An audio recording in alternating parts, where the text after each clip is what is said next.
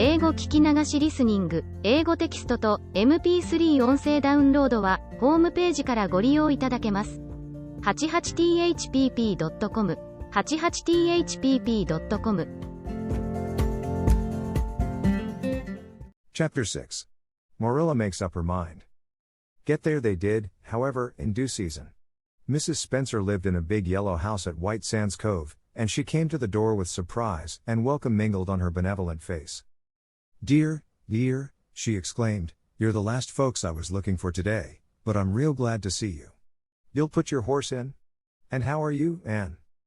"I'm as well as can be expected, thank you," said Anne smilelessly. A blight seemed to have descended on her. "I suppose we'll stay a little while to rest the mare," said Marilla, "but I promised Matthew I'd be home early. The fact is, Mrs. Spencer, there's been a queer mistake somewhere, and I've come over to see where it is. We send word, Matthew and I, for you to bring us a boy from the asylum. We told your brother Robert to tell you we wanted a boy 10 or 11 years old." "Marilla Cuthbert, you don't say so," said Mrs. Spencer in distress.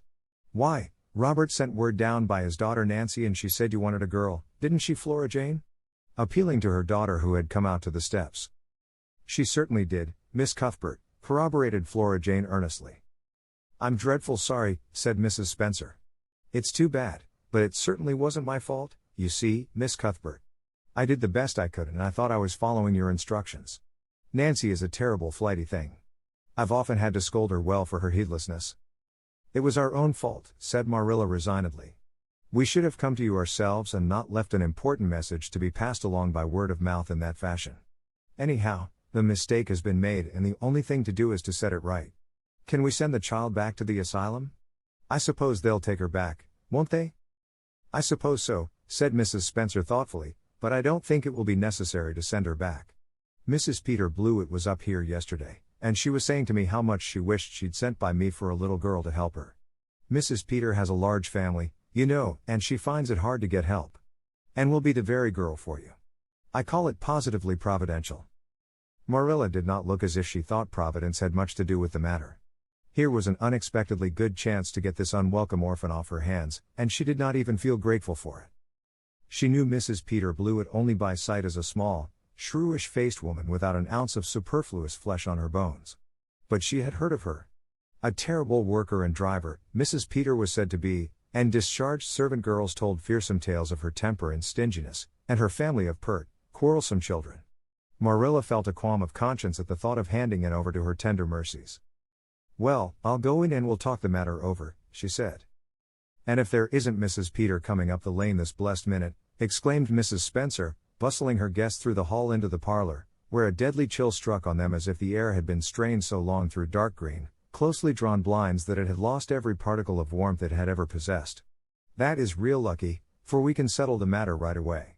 Take the armchair, Miss Cuthbert. Anne, you sit here on the ottoman and don't wiggle. Let me take your hats. Flora Jane, go out and put the kettle on.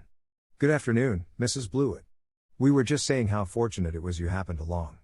Let me introduce you two ladies. Mrs. Blewett, Miss Cuthbert. Please excuse me for just a moment. I forgot to tell Flora Jane to take the buns out of the oven." Mrs. Spencer whisked away, after pulling up the blinds. And sitting mutely on the ottoman, with her hands clasped tightly in her lap, stared at Mrs. Blewett as one fascinated. Was she to be given into the keeping of this sharp-faced, sharp-eyed woman?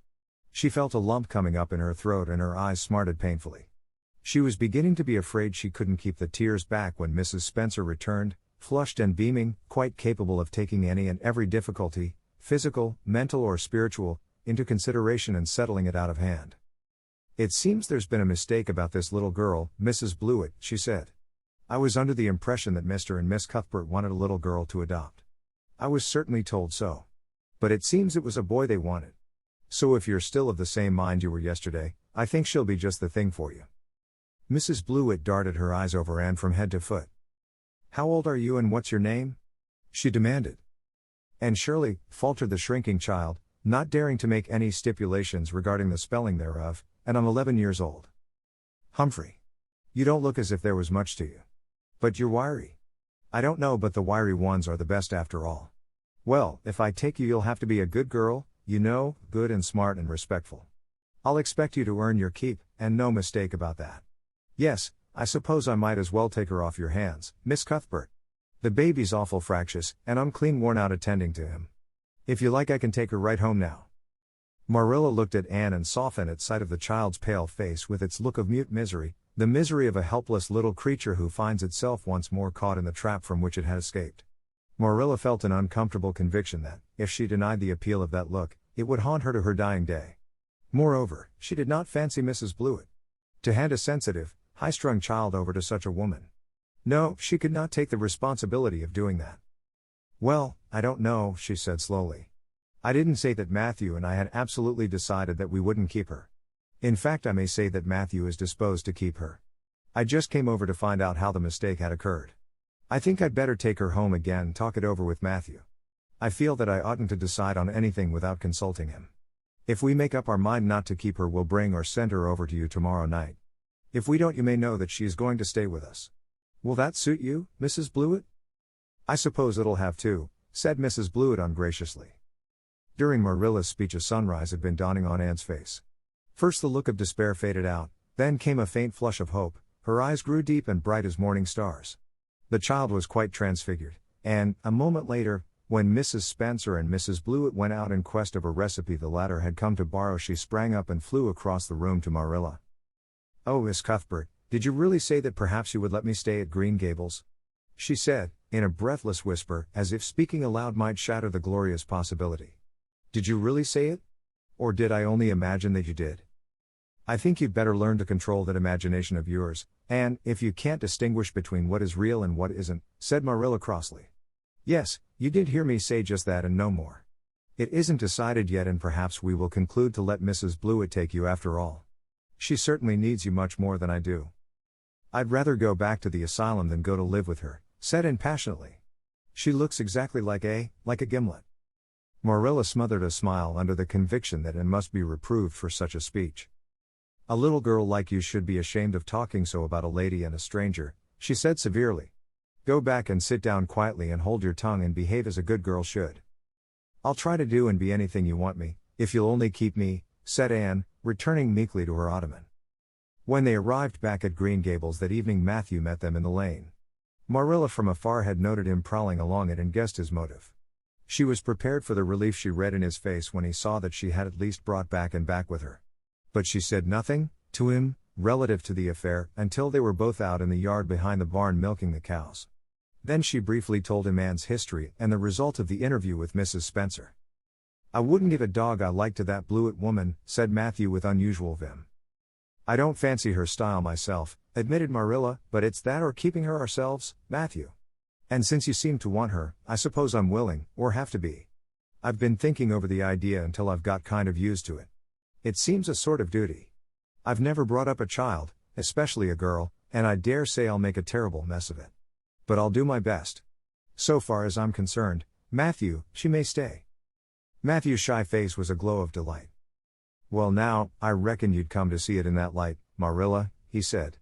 She's such an interesting little thing. It'd be more to the point if you could say she was a useful little thing, retorted Marilla, but I'll make it my business to see she's trained to be that. And mind, Matthew, you're not to go interfering with my methods. Perhaps an old maid doesn't know much about bringing up a child, but I guess she knows more than an old bachelor. So you just leave me to manage her. When I fail it'll be time enough to put your oar in. There, Marilla, you can have your own way, said Matthew reassuringly. Only be as good and kind to her as you can without spoiling her. I kind of think she's one of the sort you can do anything with if you only get her to love you. Marilla sniffed, to express her contempt for Matthew's opinions concerning anything feminine, and walked off to the dairy with the pails. I won't tell her tonight that she can stay, she reflected, as she strained the milk into the creamers. She'd be so excited that she wouldn't sleep a wink. Marilla Cuthbert, you're fairly in for it.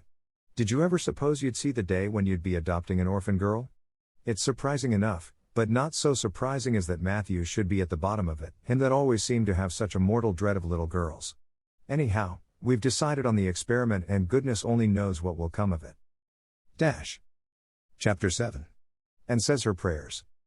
When Marilla took Anne up to bed that night she said stiffly. Now, Anne, I noticed last night that you threw your clothes all about the floor when you took them off. That is a very untidy habit, and I can't allow it at all. As soon as you take off any article of clothing, fold it neatly and place it on the chair. I haven't any use at all for little girls who aren't neat. I was so harrowed up in my mind last night that I didn't think about my clothes at all, said Anne. I'll fold them nicely tonight. They always made us do that at the asylum. Half the time, though, I'd forget. I'd be in such a hurry to get into bed nice and quiet and imagine things. You'll have to remember a little better if you stay here, admonished Marilla. There, that looks something like. Say your prayers now and get into bed. I never say any prayers, announced Anne. Marilla looked horrified astonishment. Why, Anne, what do you mean? Were you never taught to say your prayers? God always wants little girls to say their prayers. Don't you know who God is, Anne? God is a spirit, infinite, eternal and unchangeable, in his being, wisdom, power, holiness, justice, goodness, and truth, responded Anne promptly and glibly. Marilla looked rather relieved. So you do know something then, thank goodness. You're not quite a heathen. Where did you learn that? Oh, at the Asylum Sunday School. They made us learn the whole catechism. I liked it pretty well. There's something splendid about some of the words. Infinite, eternal and unchangeable. Isn't that grand? It has such a roll to it, just like a big organ playing. You couldn't quite call it poetry, I suppose, but it sounds a lot like it, doesn't it? We're not talking about poetry, Anne, we are talking about saying your prayers. Don't you know it's a terrible wicked thing not to say your prayers every night? I'm afraid you are a very bad little girl. You'd find it easier to be bad than good if you had red hair, said Anne reproachfully. People who haven't red hair don't know what trouble is. Mrs. Thomas told me that God made my hair red on purpose, and I've never cared about him since. And anyhow I'd always be too tired at night to bother saying prayers. People who have to look after twins can't be expected to say their prayers. Now, do you honestly think they can? Marilla decided that Anne's religious training must be begun at once. Plainly there was no time to be lost. You must say your prayers while you are under my roof, Anne. Why, of course, if you want me to, assented Anne cheerfully. I'd do anything to oblige you. But you'll have to tell me what to say for this once. After I get into bed I'll imagine out a real nice prayer to say always. I believe that it will be quite interesting, now that I come to think of it. You must kneel down, said Marilla in embarrassment. Anne knelt at Marilla's knee and looked up gravely. Why must people kneel down to pray? If I really wanted to pray I'll tell you what I'd do. I'd go out into a great big field all alone or into the deep, deep woods, and I'd look up into the sky, up, into that lovely blue sky that looks as if there was no end to its blueness. And then I'd just feel a prayer.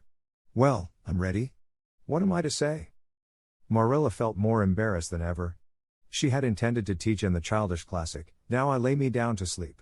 But she had, as I have told you, the glimmerings of a sense of humor, which is simply another name for a sense of fitness of things, and it suddenly occurred to her that that simple little prayer, sacred to white-robed childhood lisping at motherly knees, was entirely unsuited to this freckled witch of a girl who knew and cared nothing about God's love, since she had never had it translated to her through the medium of human love. You're old enough to pray for yourself, Anne, she said finally. Just thank God for your blessings and ask him humbly for the things you want. Well, I'll do my best, promised Anne, burying her face in Marilla's lap. Gracious Heavenly Father, that's the way the ministers say it in church, so I suppose it's all right in private prayer, isn't it? She interjected, lifting her head for a moment. Gracious Heavenly Father, I thank thee for the white way of delight and the lake of shining waters and Bonnie and the Snow Queen. I'm really extremely grateful for them. And that's all the blessings I can think of just now to thank thee for. As for the things I want, they're so numerous that it would take a great deal of time to name them all, so I will only mention the two most important. Please let me stay at Green Gables, and please let me be good-looking when I grow up. I remain, yours respectfully, and Shirley. There, did I do all right? She asked eagerly, getting up. I could have made it much more flowery if I'd had a little more time to think it over. Poor Marilla was only preserved from complete collapse by remembering that it was not irreverence, but simply spiritual ignorance on the part of Anne that was responsible for this extraordinary petition.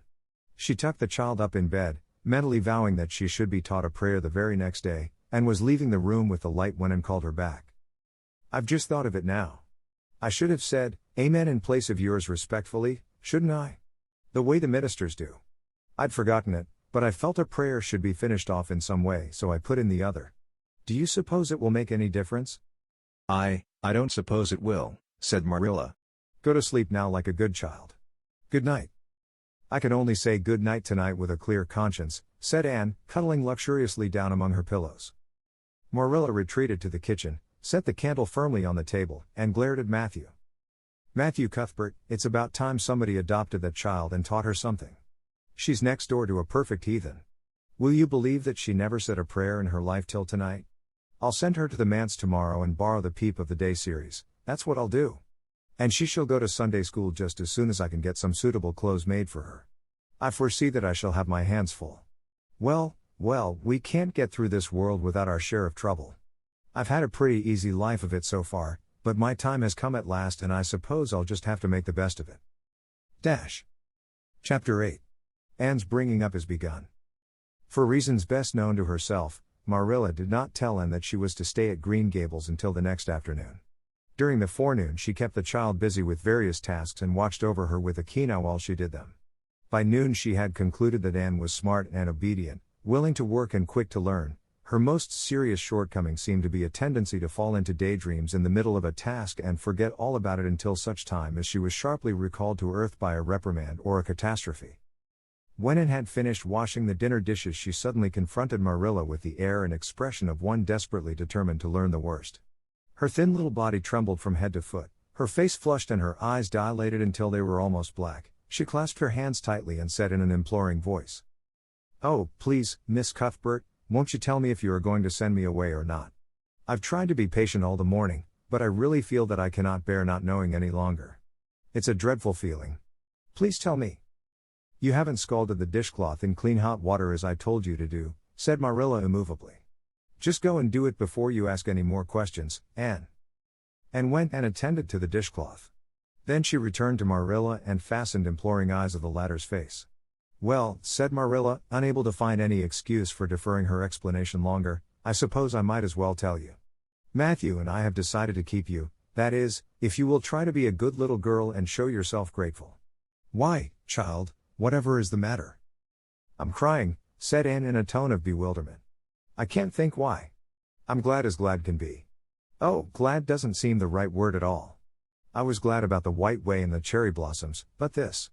Oh, it's something more than glad. I'm so happy. I'll try to be so good. It will be uphill work, I expect, for Mrs. Thomas often told me I was desperately wicked. However, I'll do my very best. But can you tell me why I'm crying?" "I suppose it's because you're all excited and worked up," said Marilla disapprovingly. "Sit down on that chair and try to calm yourself. I'm afraid you both cry and laugh far too easily. Yes, you can stay here and we will try to do right by you. You must go to school, but it's only a fortnight till vacation so it isn't worthwhile for you to start before it opens again in September." "What am I to call you?" asked Anne. "Shall I always say Miss Cuthbert? Can I call you Aunt Marilla?" "No, you'll call me just plain Marilla. I'm not used to being called Miss Cuthbert and it would make me nervous." "It sounds awfully disrespectful to just say Marilla," protested Anne. "I guess there'll be nothing disrespectful in it if you're careful to speak respectfully. Everybody, young and old, in Avonlea calls me Marilla except the minister. He says Miss Cuthbert, when he thinks of it." "I'd love to call you Aunt Marilla," said Anne wistfully. "I've never had an aunt or any relation at all, not even a grandmother. It would make me feel as if I really belonged to you. Can I call you Aunt Marilla?" "No. I'm not your aunt and I don't believe in calling people names that don't belong to them. But we could imagine you were my aunt." "I couldn't," said Marilla grimly. "Do you never imagine things different from what they really are?" asked Anne wide-eyed. "No." "Oh." And drew a long breath. "Oh, Miss Marilla, how much you miss."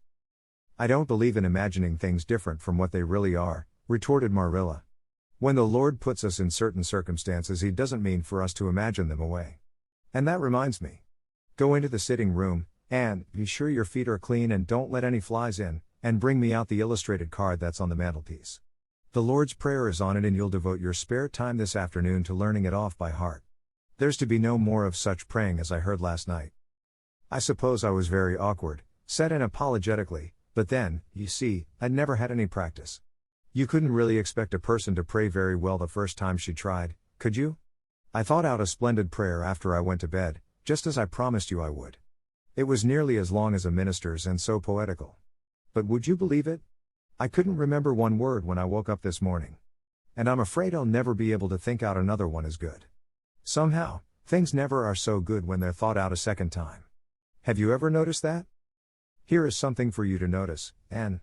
When I tell you to do a thing, I want you to obey me at once and not stand stock still and discourse about it. Just you go and do as I bid you. Anne promptly departed for the sitting room across the hall. She failed to return. After waiting 10 minutes, Marilla laid down her knitting and marched after her with a grim expression. She found Anne standing motionless before a picture hanging on the wall between the two windows, with her eyes a-star with dreams. The white and green light strained through apple trees and clustering vines outside fell over the wrapped little figure with a half-unearthly radiance. "Anne, whatever are you thinking of?" demanded Marilla sharply. Anne came back to earth with a start. "That," she said, pointing to the picture, a rather vivid chromo entitled, "Christ Blessing Little Children," and I was just imagining I was one of them, that I was the little girl in the blue dress, standing off by herself in the corner as if she didn't belong to anybody, like me. She looks lonely and sad, don't you think? I guess she hadn't any father or mother of her own. But she wanted to be blessed, too, so she just crept shyly up on the outside of the crowd, hoping nobody would notice her, except him. I'm sure I know just how she felt. Her heart must have beat and her hands must have got cold, like mine did when I asked you if I could stay. She was afraid he mightn't notice her. But it's likely he did, don't you think? I've been trying to imagine it all out, her edging a little nearer all the time until she was quite close to him, and then he would look at her and put his hand on her hair and oh, such a thrill of joy as would run over her. But I wish the artist hadn't painted him so sorrowful looking. All his pictures are like that, if you've noticed. But I don't believe he could really have looked so sad or the children would have been afraid of him. "Anne," said Marilla, wondering why she had not broken into this speech long before, "you shouldn't talk that way. It's irreverent, positively irreverent." Anne's eyes marveled. "Why, I felt just as reverent as could be. I'm sure I didn't mean to be irreverent." "Well, I don't suppose you did, but it doesn't sound right to talk so familiarly about such things. And another thing, Anne, when I send you after something you're to bring it at once and not fall into mooning and imagining before pictures. Remember that. Take that card and come right to the kitchen. Now, sit down in the corner and learn that prayer off by heart." And set the card up against the jug full of apple blossoms she had brought in to decorate the dinner table. Marilla had eyed that decoration askance, but had said nothing, propped her chin on her hands, and fell to studying it intently for several silent minutes. "I like this," she announced at length. "It's beautiful. I've heard it before. I heard the superintendent of the asylum Sunday school say it over once. But I didn't like it then. He had such a cracked voice and he prayed it so mournfully. I really felt sure he thought praying was a disagreeable duty. This isn't poetry, but it makes me feel just the same way poetry does. Our Father who art in heaven, hallowed be thy name. That is just like a line of music. Oh, I'm so glad you thought of making me learn this, Miss Marilla." "Well, learn it and hold your tongue," said Marilla shortly. And tipped the vase of apple blossoms near enough to bestow a soft kiss on a pink-cupped bud, and then studied diligently for some moments longer. "Marilla," she demanded presently, "do you think that I shall ever have a bosom friend in Avonlea?" A what kind of friend?" "A bosom friend, an intimate friend, you know, a really kindred spirit to whom I can confide my inmost soul. I've dreamed of meeting her all my life. I never really supposed I would, but so many of my loveliest dreams have come true all at once that perhaps this one will, too. Do you think it's possible? Diana Barry lives over at Orchard Slope and she's about your age. She's a very nice little girl, and perhaps she will be a playmate for you when she comes home. She's visiting her aunt over at Carmody just now. You'll have to be careful how you behave yourself, though. Mrs. Barry is a very particular woman. She won't let Diana play with any little girl who isn't nice and good." Anne looked at Marilla through the apple blossoms, her eyes aglow with interest. "What is Diana like? Her hair isn't red, is it? Oh, I hope not. It's bad enough to have red hair myself, but I positively couldn't endure it in a bosom friend. Diana is a very pretty little girl. She has black eyes and hair and rosy cheeks. And she is good and smart, which is better than being pretty." Marilla was as fond of morals as the Duchess in Wonderland, and was firmly convinced that one should be tacked on to every remark made to a child who was being brought up. But Anne waved the moral inconsequently aside and seized only on the delightful possibilities before it. "Oh, I'm so glad she's pretty. Next to being beautiful oneself, and that's impossible in my case, it would be best to have a beautiful bosom friend. When I lived with Mrs. Thomas she had a bookcase in her sitting room with glass doors. There weren't any books in it, Mrs. Thomas kept her best china and her preserves there, when she had any preserves to keep. One of the doors was broken. Mr. Thomas smashed it one night when he was slightly intoxicated. But the other was whole, and I used to pretend that my reflection in it was another little girl who lived in it. I called her Katie Maurice, and we were very intimate. I used to talk to her by the hour, especially on Sunday, and tell her everything. Katie was the comfort and consolation of my life. We used to pretend that the bookcase was enchanted and that if I only knew the spell I could open the door and step right into the room where Katie Maurice lived, instead of into Mrs. Thomas' shelves of preserves and china. And then Katie Maurice would have taken me by the hand and led me out into a wonderful place, all flowers and sunshine and fairies, and we would have lived there happy forever after. When I went to live with Mrs. Hammond, it just broke my heart to leave Katie Maurice. She felt it dreadfully too, I know she did, for she was crying when she kissed me goodbye through the bookcase door.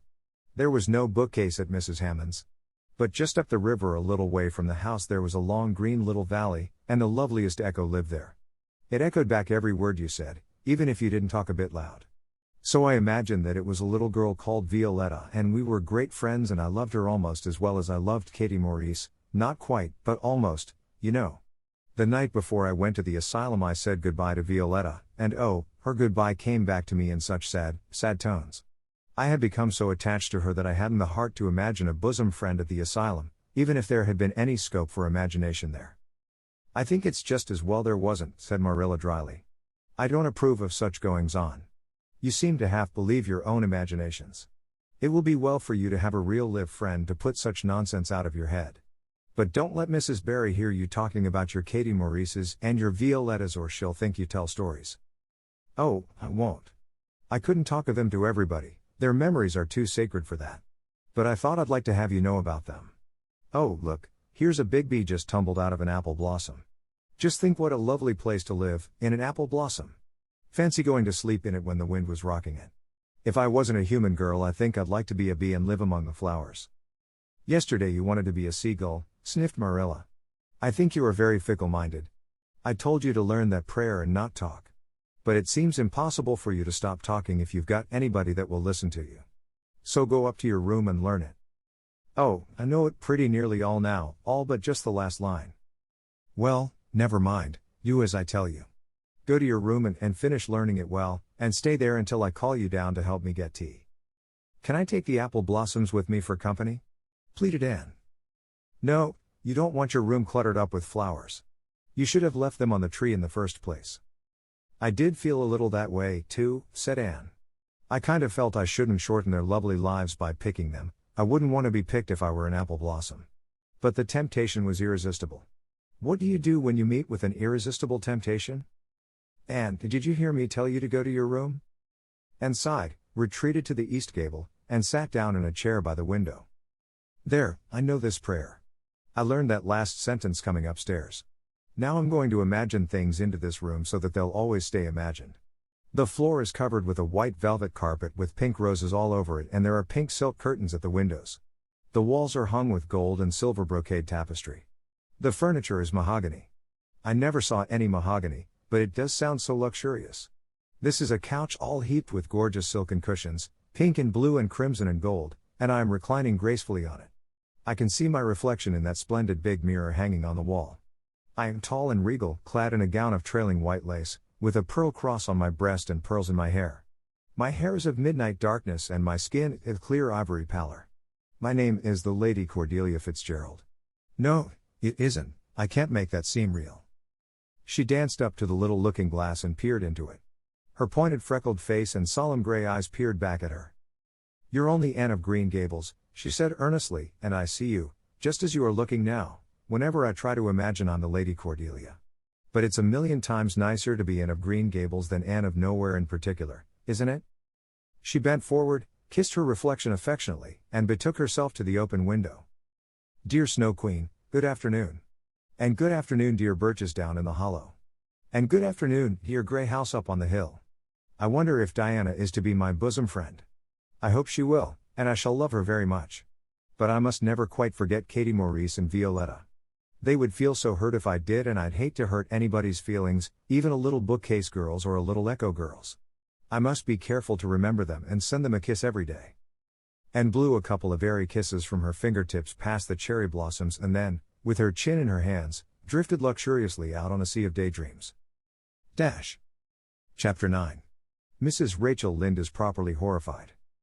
Anne had been a fortnight at Green Gables before Mrs. Lynde arrived to inspect her. Mrs. Rachel, to do her justice, was not to blame for this. A severe and unseasonable attack of grippe had confined the good lady to her house ever since the occasion of her last visit to Green Gables.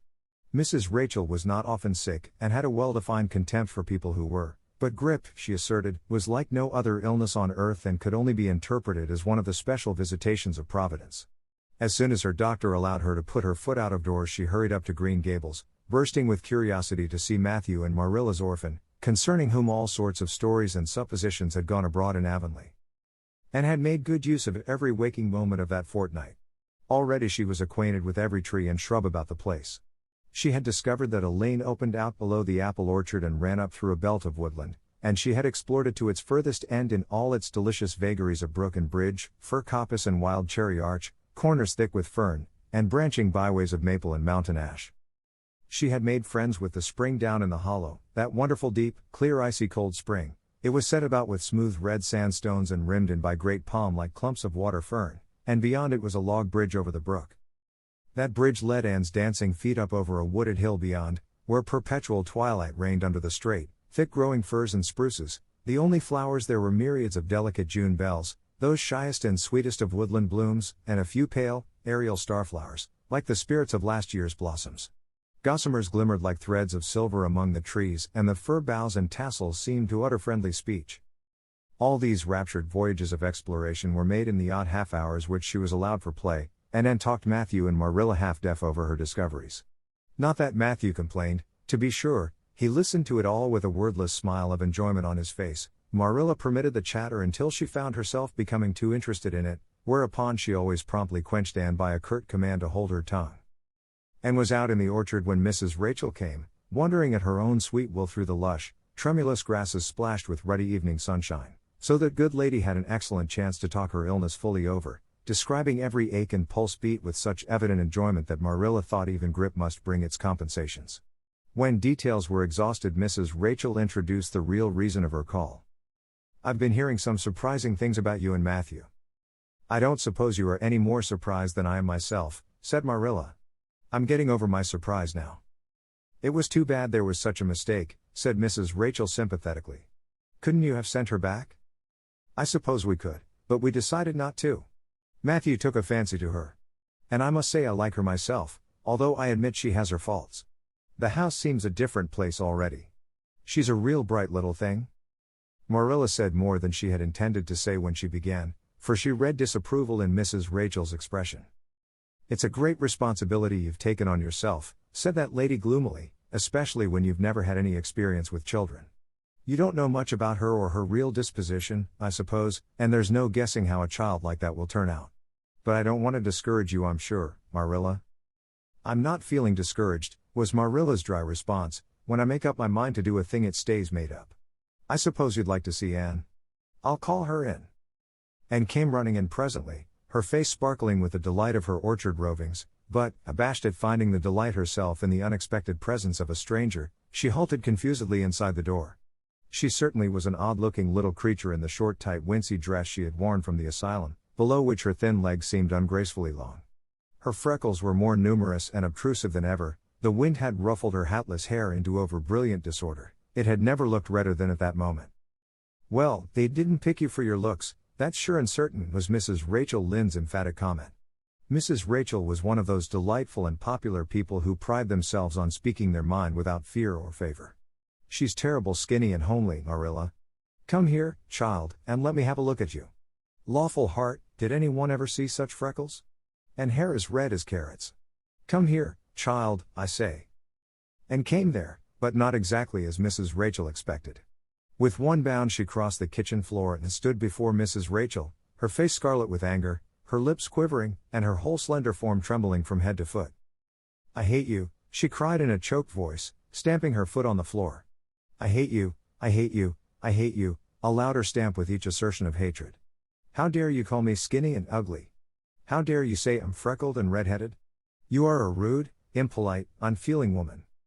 "Anne," exclaimed Marilla in consternation. But Anne continued to face Mrs. Rachel undauntedly, head up, eyes blazing, hands clenched, passionate indignation exhaling from her like an atmosphere. "How dare you say such things about me?" she repeated vehemently. "How would you like to have such things said about you? How would you like to be told that you are fat and clumsy and probably hadn't a spark of imagination in you? I don't care if I do hurt your feelings by saying so. I hope I hurt them. You have hurt mine worse than they were ever hurt before, even by Mrs. Thomas' intoxicated husband. And I'll never forgive you for it, never, never." Stamp. Stamp. "Did anybody ever see such a temper?" exclaimed the horrified Mrs. Rachel. "And go to your room and stay there until I come up," said Marilla, recovering her powers of speech with difficulty. Anne, bursting into tears, rushed to the hall door, slammed it until the tins on the porch wall outside rattled in sympathy, and fled through the hall and up the stairs like a whirlwind. A subdued slam above told that the door of the east gable had been shut with equal vehemence. "Well, I don't envy you your job bringing that up, Marilla," said Mrs. Rachel with unspeakable solemnity. Marilla opened her lips to say she knew not what of apology or deprecation. What she did say was a surprise to herself then and ever afterwards. "You shouldn't have twitted her about her looks, Rachel." "Marilla Cuthbert, you don't mean to say that you are upholding her in such a terrible display of temper as we've just seen?" demanded Mrs. Rachel indignantly. "No," said Marilla slowly, "I'm not trying to excuse her. She's been very naughty and I'll have to give her a talking to about it. But we must make allowances for her. She's never been taught what is right. And you were too hard on her, Rachel." Marilla could not help tacking on that last sentence, although she was again surprised at herself for doing it. Mrs. Rachel got up with an air of offended dignity. "Well, I see that I'll have to be very careful what I say after this, Marilla, since the fine feelings of orphans, brought from goodness knows where, have to be considered before anything else. Oh no, I'm not vexed, don't worry yourself. I'm too sorry for you to leave any room for anger in my mind. You'll have your own troubles with that child.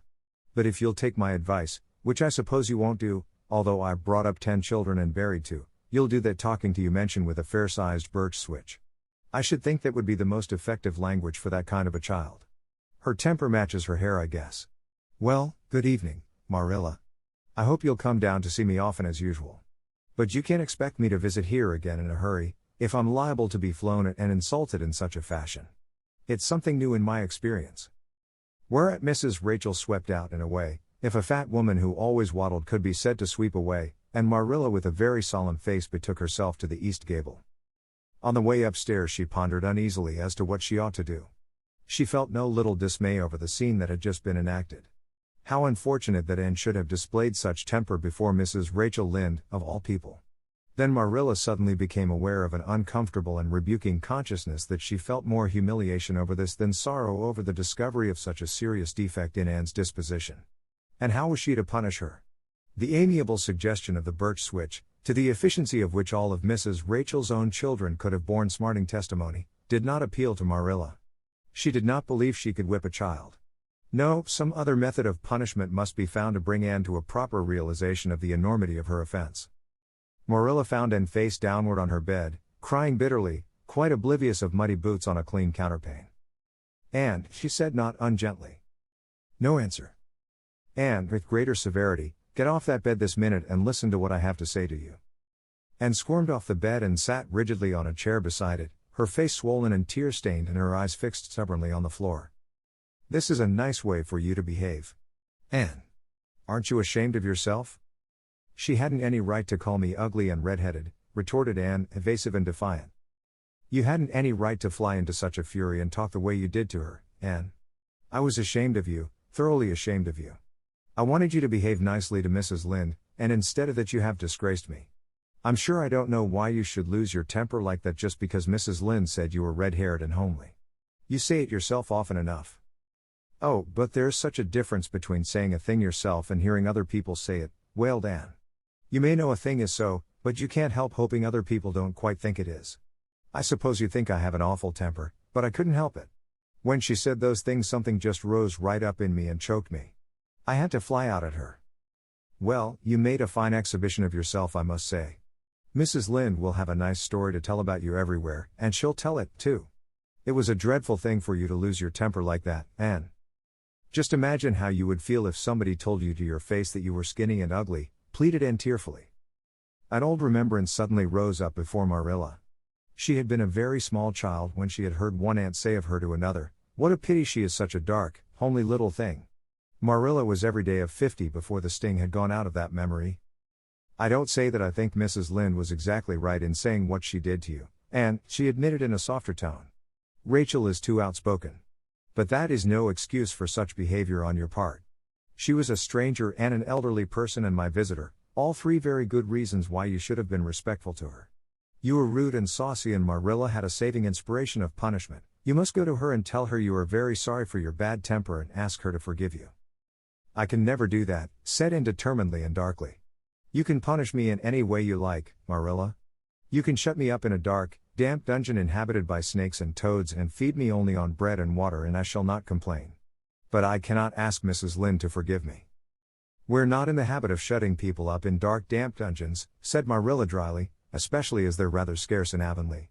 But apologize to Mrs. Lynde you must and shall, and you'll stay here in your room until you can tell me you're willing to do it." "I shall have to stay here forever then," said Anne mournfully, "because I can't tell Mrs. Lynde I'm sorry I said those things to her." "How can I? I'm not sorry. I'm sorry I've vexed you, but I'm glad I told her just what I did. It was a great satisfaction. I can't say I'm sorry when I'm not, can I? I can't even imagine I'm sorry." "Perhaps your imagination will be in better working order by the morning," said Marilla, rising to depart. "You'll have the night to think over your conduct in and come to a better frame of mind. You said you would try to be a very good girl if we kept you at Green Gables, but I must say it hasn't seemed very much like it this evening." Leaving this Parthian shaft to rankle in Anne's stormy bosom, Marilla descended to the kitchen, grievously troubled in mind and vexed in soul. She was as angry with herself as with Anne, because, whenever she recalled Mrs. Rachel's dumbfounded countenance her lips twitched with amusement and she felt a most reprehensible desire to laugh. Chapter 10. Anne's Apology. Marilla said nothing to Matthew about the affair that evening, but when Anne proved still refractory the next morning an explanation had to be made to account for her absence from the breakfast table. Marilla told Matthew the whole story, taking pains to impress him with a due sense of the enormity of Anne's behavior. "It's a good thing Rachel Lynde got a calling down, she's a meddlesome old gossip," was Matthew's consolatory rejoinder. "Matthew Cuthbert, I'm astonished at you. You know that Anne's behavior was dreadful, and yet you take her part. I suppose you'll be saying next thing that she oughtn't to be punished at all." "Well now, no, not exactly," said Matthew uneasily. "I reckon she ought to be punished a little. But don't be too hard on her, Marilla.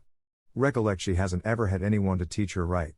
You're going to give her something to eat, aren't you?" "When did you ever hear of me starving people into good behavior?" demanded Marilla indignantly. "She'll have her meals regular, and I'll carry them up to her myself. But she'll stay up there until she's willing to apologize to Mrs. Lynde, and that's final, Matthew." Breakfast, dinner, and supper were very silent meals, for Anne still remained obdurate. After each meal Marilla carried a well-filled tray to the east gable and brought it down later on not noticeably depleted. Matthew eyed its last descent with a troubled eye. Hadn't eaten anything at all? When Marilla went out that evening to bring the cows from the back pasture, Matthew, who had been hanging about the barns and watching, slipped into the house with the air of a burglar and crept upstairs. As a general thing Matthew gravitated between the kitchen and the little bedroom off the hall where he slept. Once in a while he ventured uncomfortably into the parlor or sitting room when the minister came to tea. But he had never been upstairs in his own house since the spring he helped Marilla paper the spare bedroom, and that was 4 years ago. He tiptoed along the hall and stood for several minutes outside the door of the east gable before he summoned courage to tap on it with his fingers and then opened the door to peep in. Anne was sitting on the yellow chair by the window gazing mournfully out into the garden. Very small and unhappy she looked, and Matthew's heart smote him. He softly closed the door and tiptoed over to her. "Anne," he whispered, as if afraid of being overheard, "how are you making it, Anne?" Anne smiled wanly. "Pretty well. I imagine a good deal, and that helps to pass the time. Of course, it's rather lonesome. But then, I may as well get used to that." Anne smiled again, bravely facing the long years of solitary imprisonment before her. Matthew recollected that he must say what he had come to say without loss of time, lest Marilla return prematurely. "Well now, Anne, don't you think you'd better do it and have it over with?" he whispered. "It'll have to be done sooner or later, you know, for Marilla's a dreadful determined woman, dreadful determined, Anne. Do it right off, I say, and have it over." "Do you mean apologize to Mrs. Lynde?" "Yes, Apologize, that's the very word, said Matthew eagerly. Just smooth it over, so to speak. That's what I was trying to get at. I suppose I could do it to oblige you, said Anne thoughtfully. It would be true enough to say I am sorry, because I am sorry now. I wasn't a bit sorry last night. I was mad clear through, and I stayed mad all night. I know I did because I woke up 3 times and I was just furious every time. But this morning it was over. I wasn't in a temper anymore, and it left a dreadful sort of goneness, too. I felt so ashamed of myself. But I just couldn't think of going and telling Mrs. Lynde so. It would be so humiliating. I made up my mind I'd stay shut up here forever rather than do that. But still, I'd do anything for you, if you really want me to. Well now, of course I do. It's terrible lonesome downstairs without you. Just go and smooth things over, that's a good girl. Very well, said Anne resignedly. I'll tell Marilla as soon as she comes and I've repented. That's right, Anne. But don't tell Marilla I said anything about it. She might think I was putting my Anne, and I promised not to do that. Wild horses won't drag the secret from me, promised Anne solemnly. How would wild horses drag a secret from a person anyhow? But Matthew was gone, scared at his own success. He fled hastily to the remotest corner of the horse pasture lest Marilla should suspect what he had been up to. Marilla herself, upon her return to the house, was agreeably surprised to hear a plaintive voice calling Marilla over the banisters. Well, she said, going into the hall. I'm sorry I lost my temper and said rude things, and I'm willing to go and tell Mrs. Lynde so. Very well. Marilla's crispness gave no sign of her relief. She had been wondering what under the canopy she should do if Anne did not give in. I'll take you down after milking. Accordingly, after milking, behold Marilla and Anne walking down the lane, the former erect and triumphant, the latter drooping and dejected. But halfway down Anne's dejection vanished as if by enchantment. She lifted her head and stepped lightly along, her eyes fixed on the sunset sky and an air of subdued exhilaration about her. Marilla beheld the change disapprovingly. This was no meek penitence such as it behooved her to take into the presence of the offended Mrs. Lynde. What are you thinking of, Anne? She asked sharply. I'm imagining out what I must say to Mrs. Lynde, answered Anne dreamily. This was satisfactory, or should have been so. But Marilla could not rid herself of the notion that something in her scheme of punishment was going askew.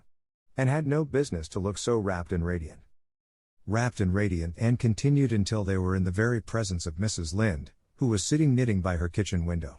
Then the radiance vanished. Mournful penitence appeared on every feature. Before a word was spoken Anne suddenly went down on her knees before the astonished Mrs. Rachel and held out her hands beseechingly. Oh, Mrs. Lynde, I am so extremely sorry, she said with a quiver in her voice. I could never express all my sorrow, no, not if I used up a whole dictionary. You must just imagine it. I behaved terribly to you, and I've disgraced the dear friends, Matthew and Marilla, who have let me stay at Green Gables although I'm not a boy.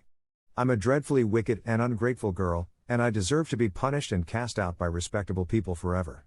It was very wicked of me to fly into a temper because you told me the truth. It was the truth, every word you said was true. My hair is red and I'm freckled and skinny and ugly. What I said to you was true, too, but I shouldn't have said it. Oh, Mrs. Lynde, please, forgive me. If you refuse it will be a lifelong sorrow on a poor little orphan girl, would you, even if she had a dreadful temper? Oh, I am sure you wouldn't. Please say you forgive me, Mrs. Lynde. Anne clasped her hands together, bowed her head, and waited for the word of judgment. There was no mistaking her sincerity, it breathed in every tone of her voice. Both Marilla and Mrs. Lynde recognized its unmistakable ring. But the former understood in dismay that Anne was actually enjoying her valley of humiliation, was reveling in the thoroughness of her abasement. Where was the wholesome punishment upon which she, Marilla, had plumed herself? And had turned it into a species of positive pleasure. Good Mrs. Lynde, not being overburdened with perception, did not see this. She only perceived that Anne had made a very thorough apology and all resentment vanished from her kindly, if somewhat officious, heart. There, get up, child, she said heartily. Of course I forgive you. I guess I was a little too hard on you, anyway. But I'm such an outspoken person. You just mustn't mind me, that's what. It can't be denied your hair is terrible red, but I knew a girl once, went to school with her, in fact, whose hair was every mite as red as yours when she was young, but when she grew up it darkened to a real handsome auburn. I wouldn't be a mite surprised if yours did, too, a mite. Oh, Mrs. Lynde. And drew a long breath as she rose to her feet. You have given me a hope. I shall always feel that you are a benefactor. Oh, I could endure anything if I only thought my hair would be a handsome auburn when I grew up. It would be so much easier to be good if one's hair was a handsome auburn, don't you think? And now may I go out into your garden and sit on that bench under the apple trees while you and Marilla are talking? There is so much more scope for imagination out there. Laws, yes, run along, child. And you can pick a bouquet of them white June lilies over in the corner if you like. As the door closed behind and Mrs. Lynde got briskly up to light a lamp. She's a real odd little thing. Take this chair, Marilla, it's easier than the one you've got, I just keep that for the hired boy to sit on. Yes, she certainly is an odd child, but there is something kind of taking about her after all. I don't feel so surprised at you and Matthew keeping her as I did, nor so sorry for you, either. She may turn out all right. Of course, she has a queer way of expressing herself, a little too kind of forcible, you know. But she'll likely get over that now that she's come to live among civilized folks. And then, her temper's pretty quick, I guess, but there's one comfort, a child that has a quick temper, just blaze up and cool down, ain't never likely to be sly or deceitful. Preserve me from a sly child, that's what. On the whole, Marilla, I kind of like her. When Marilla went home and came out of the fragrant twilight of the orchard with a sheaf of white narcissi in her hands. I apologized pretty well, didn't I? She said proudly as they went down the lane. I thought since I had to do it I might as well do it thoroughly. You did it thoroughly, all right enough, was Marilla's comment. Marilla was dismayed at finding herself inclined to laugh over the recollection. She had also an uneasy feeling that she ought to scold Anne for apologizing so well, but then, that was ridiculous. She compromised with her conscience by saying severely, I hope you won't have occasion to make many more such apologies. I hope you'll try to control your temper now, Anne. That wouldn't be so hard if people wouldn't twit me about my looks, said Anne with a sigh. I don't get cross about other things, but I'm so tired of being twitted about my hair and it just makes me boil right over. Do you suppose my hair will really be a handsome auburn when I grow up? You shouldn't think so much about your looks, Anne. I'm afraid you are a very vain little girl. How could I be vain when I know I'm homely? Protested Anne. I love pretty things, and I hate to look in the glass and see something that isn't pretty. It makes me feel so sorrowful, just as I feel when I look at any ugly thing. I pity it because it isn't beautiful. Handsome is as handsome does, quoted Marilla. I've had that said to me before, but I have my doubts about it, remarked skeptical Anne, sniffing at her narcissi. Oh, aren't these flowers sweet? It was lovely of Mrs. Lynde to give them to me. I have no hard feelings against Mrs. Lynde now. It gives you a lovely, comfortable feeling to apologize and be forgiven, doesn't it? Aren't the stars bright tonight? If you could live in a star, which one would you pick? I'd like that lovely clear big one away over there above that dark hill. Anne, do hold your tongue, said Marilla, thoroughly worn out trying to follow the gyrations of Anne's thoughts. And said no more until they turned into their own lane. A little gypsy wind came down to meet them, laden with the spicy perfume of young dew-wet ferns. Far up in the shadows a cheerful light gleamed out through the trees from the kitchen at Green Gables. And suddenly came close to Marilla and slipped her hand into the older woman's hard palm. It's lovely to be going home and know it's home, she said. I love Green Gables already, and I never loved any place before. No place ever seemed like home. Oh, Marilla, I'm so happy. I could pray right now and not find it a bit hard. Something warm and pleasant welled up in Marilla's heart at touch of that thin little hand in her own, a throb of the maternity she had missed, perhaps. Its very unaccustomedness and sweetness disturbed her. She hastened to restore her sensations to their normal calm by inculcating a moral. If you'll be a good girl you'll always be happy, Anne. And you should never find it hard to say your prayers. Saying one's prayers isn't exactly the same thing as praying, said Anne meditatively. But I'm going to imagine that I'm the wind that is blowing up there in those treetops. When I get tired of the trees I'll imagine I'm gently waving down here in the ferns, and then I'll fly over to Mrs. Lynde's garden and set the flowers dancing, and then I'll go with one great swoop over the clover field, and then I'll blow over the lake of shining waters and ripple it all up into little sparkling waves. Oh, there's so much scope for imagination in a wind. So I'll not talk any more just now, Marilla. Thanks be to goodness for that, breathed Marilla in devout relief. Chapter 11. Anne's Impressions of Sunday School. Well, how do you like them? Said Marilla. Anne was standing in the gable room, looking solemnly at 3 new dresses spread out on the bed. One was of snuffy-colored gingham which Marilla had been tempted to buy from a peddler the preceding summer because it looked so serviceable. One was of black and white checkered sateen which she had picked up at a bargain counter in the winter, and one was a stiff print of an ugly blue shade which she had purchased that week at a Carmody store. She had made them up herself, and they were all made alike: plain skirts fold tightly to plain waists, with sleeves as plain as waist and skirt and tight as sleeves could be. "I'll imagine that I like them," said Anne soberly. "I don't want you to imagine it," said Marilla, offended. "Oh, I can see you don't like the dresses. What is the matter with them? Aren't they neat and clean and new?" "Yes." "Then why don't you like them?"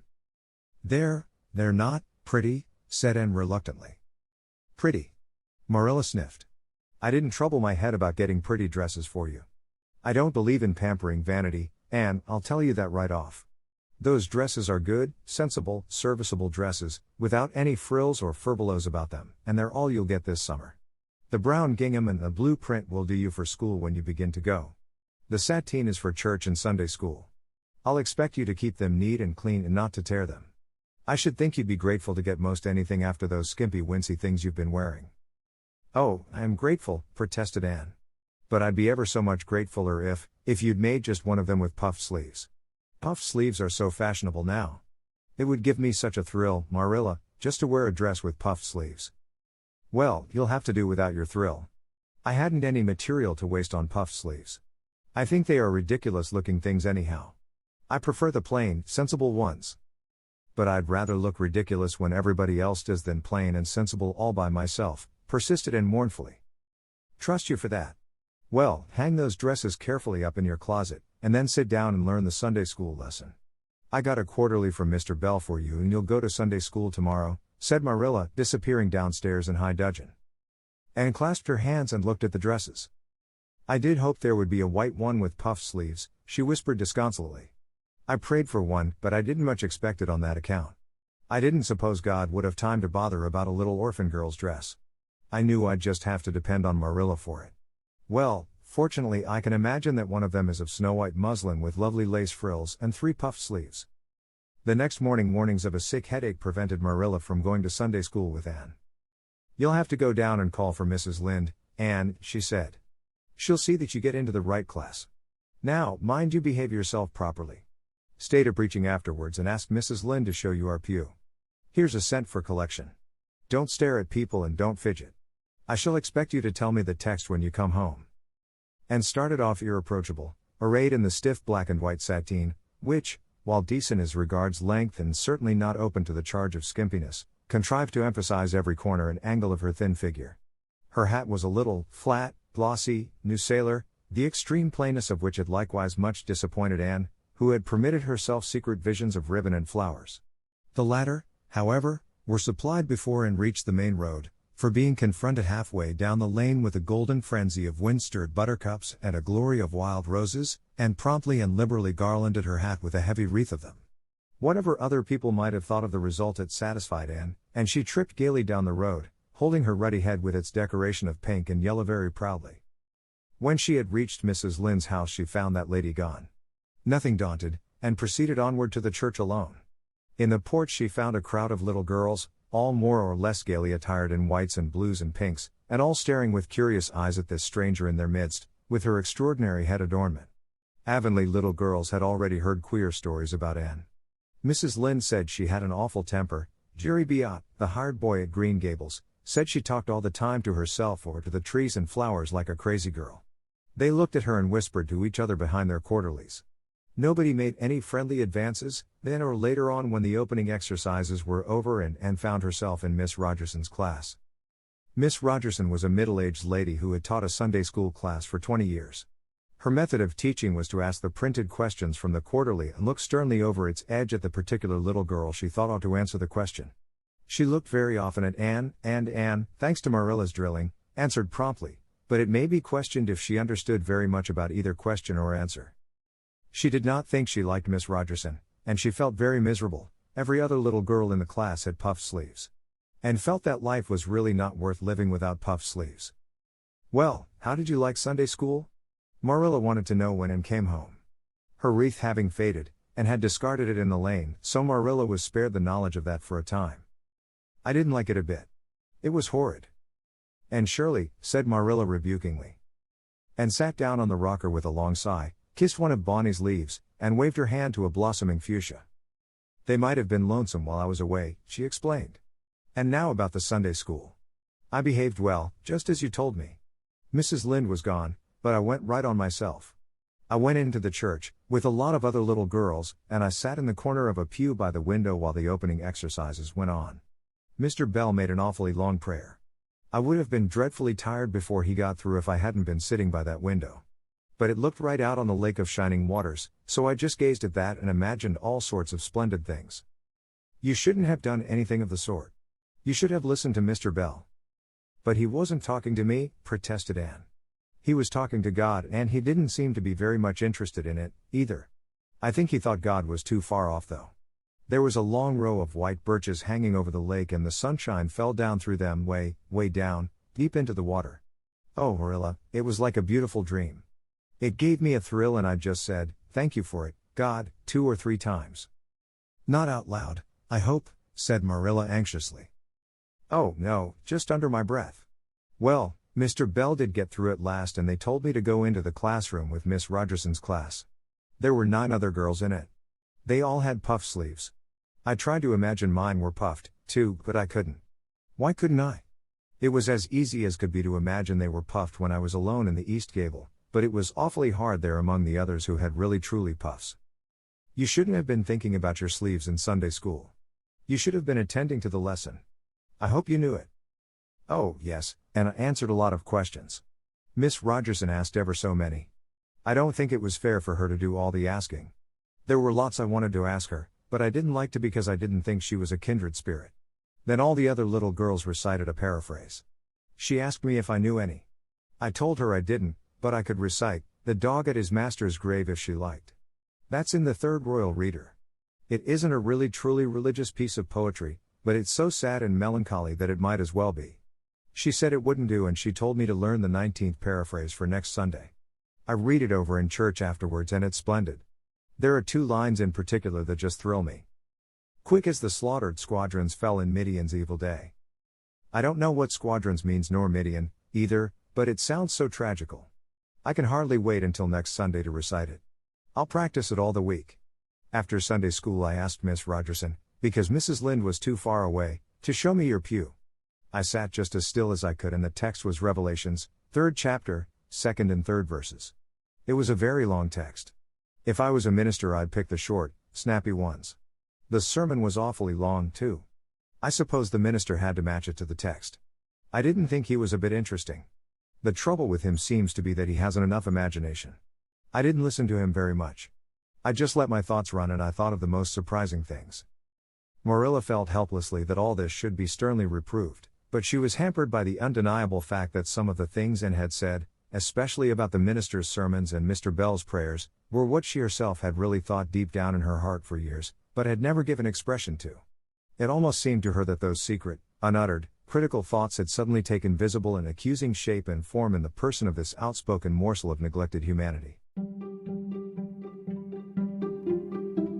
物語の続きはホームページからお聞きいただけます。また、テキスト、MP3 ダウンロードも合わせてご利用ください。88thpp.com 88thpp.com